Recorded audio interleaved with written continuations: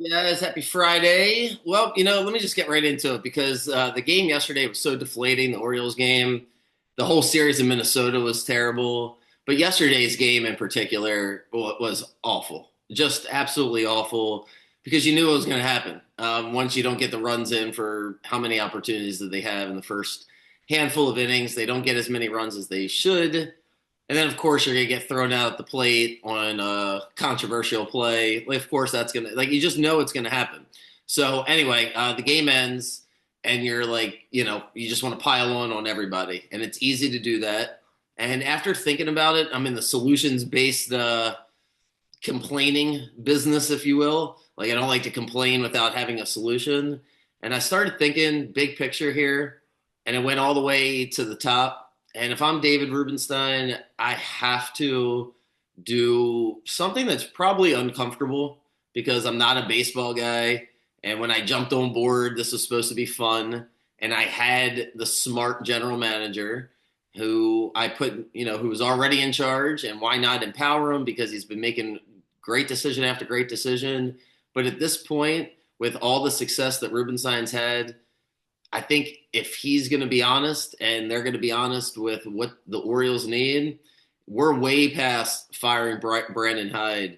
Mike Elias has to go, and he just does because there's no other way to fix the Baltimore Orioles besides new leadership. There needs to be a reevaluation of every single player on the roster, including the manager. Somebody who's done this before, who's probably a little bit older, who has, like I said, who's already had this job. That's who you need to bring in. You need a fresh set of eyes. You need to keep the manager. You can't let the general manager fire the manager and throw this season away because his philosophy has failed. And the reason I say that is because his philosophy was to be cheap. He did not pay the people that deserve to be paid. That was his decision. He instead asked for the budget to be increased to pay for extra people to supplement the core roster. And I believe he misread the human dynamics that go into your best players. All of our best players are young kids. They've never lived in Maryland or Baltimore. Like they're new, and you want to pay those guys. There's a reason why young guys get large contracts and there's a discount. It works out for everybody. It gives you assurance. It makes you feel comfortable and allows you to solely focus on baseball. No matter how much money these guys are making, I'm telling you, their focus is on the long-term contract. They can't help it. They have agents. And we have the greatest kids, like the greatest guys. They're all easy to root for. And at this point, everybody's pressing. The vibes are so bad that we can't trust Elias's judgment moving forward on who to pay and who to trade. He blew it. I defended him last year at the trade deadline. I didn't think there was a ton of great options. Turns out I was wrong about that, right? Because the trades that he made, I mean, there's no way to spin it, right? You get the Eflin, and that's fine. That's great. But the Stowers and Norby out for Rogers is so bad. And that's on top of not making any other additional trades. So if you were on my side and you said, you know what, I didn't want to make that trade either, blah, blah, blah, keep the prospects, that's fine. But then he punted on firing Hyde in the offseason. Instead, he fractured the relationship between Hyde and himself and probably within the coaching staff because you bring in all these new voices and all these new people. It undermines the manager. It just does. You let the manager have who he wants around. You start micromanaging it, and you may as well just fire the manager. He tried to have his cake and eat it too, and it hasn't worked out. The vibes are off. The dynamics are off. There's no set lineup. There's no set position players. Everything's just in flux. And before this organization completely flops here, because Orioles fans dealt with a lot to get to this point, and they're in danger of losing a large percentage of their fan base before we even get to the summer because people just will not go to the games. It was just too much losing, and there hasn't been a playoff win in forever. So if the vibes are bad and you can't make a trade to make the vibes better because there's not a single player that the fan base is upset with. That's just not how it works. Like I think most fans are reasonable about it. And yeah, you either blame all the players or you have to change the general manager. You can't change the manager. At this point, excuse me, you can change the manager, but you have to change the GM first. Excuse me again. I just believe that Rubenstein's got to step in, use his business acumen here, and realize that the chemistry is not there. And you thank Elias. This doesn't have to be a negative thing, but you have to recognize that his next job will be way better. He wasn't built quite yet to figure out how to win. He studied the Astros, and he learned how to be a great scout. I'm not going to take that away from him. I don't want to do revisionist history on some of the draft picks.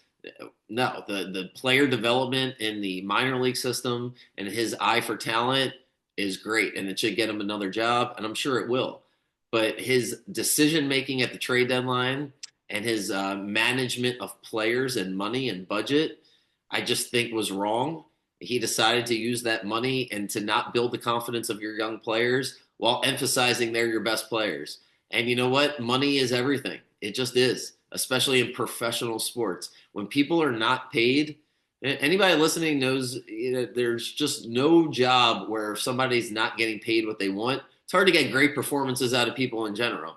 But if they're not getting paid what they think they deserve to get paid, then it's just going to be bad. And in professional sports, it can manifest itself in certain ways. You can have guys become detrimental to the locker room.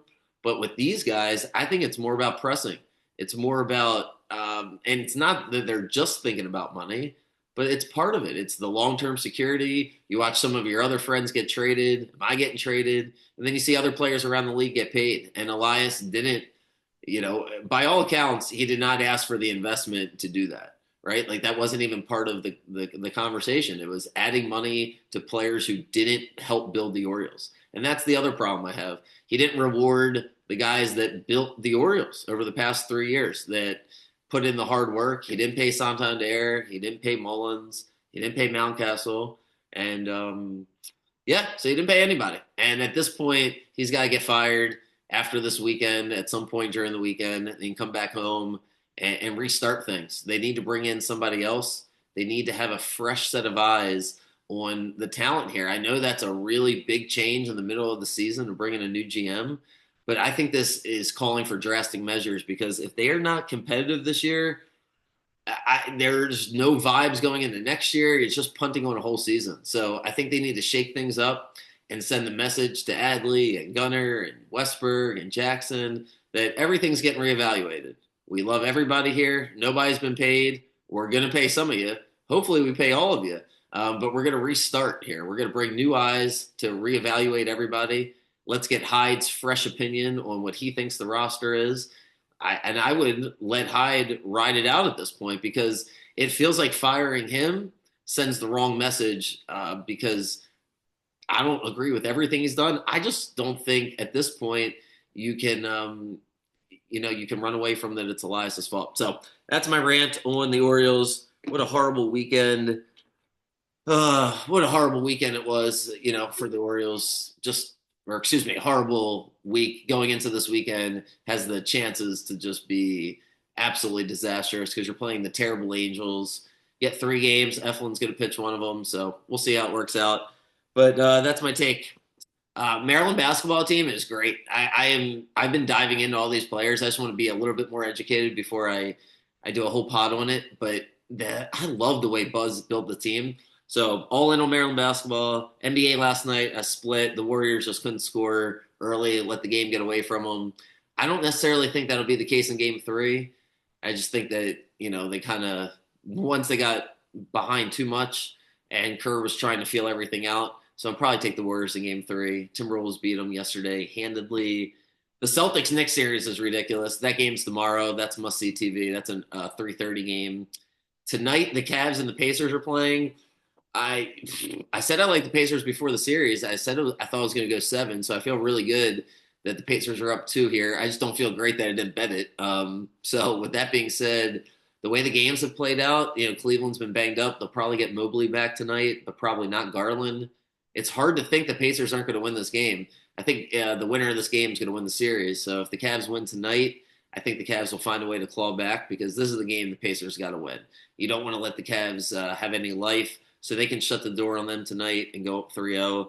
And yeah, we'll see what happens with the Nuggets and the Thunder. That game is hard to figure out, right? Because the Thunder absolutely destroyed them in game two. I don't know if I'm betting the Thunder tonight. I'm definitely not doing that. Do I want to take the Nuggets? I think I need to still see a couple more games, but I have a feeling that game's going to go, or that series is going to go seven. So with that in mind, the Nuggets are going to win one of these two, but I don't know if it's tonight. So I'll look into it a little bit more later today. And yeah, hope you guys have a good day. Good luck with whatever you're betting on. And I shall see you guys on Monday. All right, see ya.